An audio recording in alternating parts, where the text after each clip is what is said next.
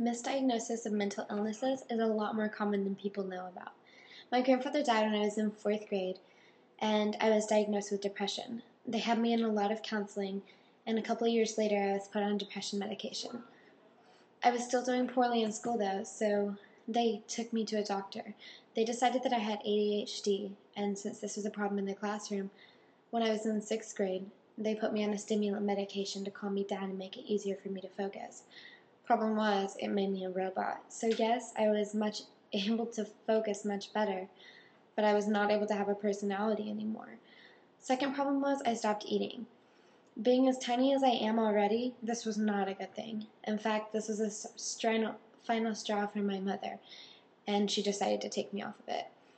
She talked to the doctor about taking me off, and I was very excited until I found out that all they wanted to do was switch me to a different medication that still treated ADHD but wasn't a stimulant. This did fix the problem of me not eating, but it did not fix the problem of me being a robot.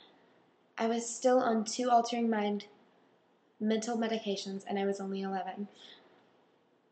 As the years went on, I continued to take these medications. I was seeing a counselor weekly. One day, I brought it to her attention that I did not think I had ADHD. I thought I was bipolar. I did a lot of research on the subject, and I fit all the criteria.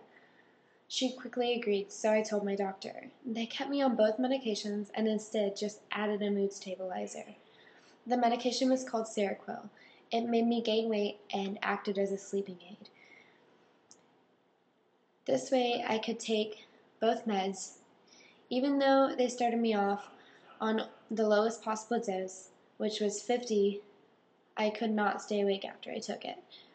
I found myself in trouble. At 16, I wound up in rehab. They had one of the best teams of psychiatrists in the country. Eventually, they took me off my ADHD medication and slowly began to raise my Seroquel. I was at 50 before and was at 600 before I left. I gained almost 20 pounds because of this medicine, which wasn't necessarily a bad thing. And I got a normal sleeping schedule, which wasn't bad, but the problem was, most of the time I slept way too much. I continued to see that doctor, and soon she realized I was not bipolar.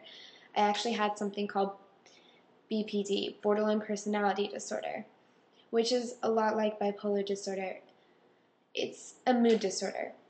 So they continued to keep me on the same medications as the Seroquel.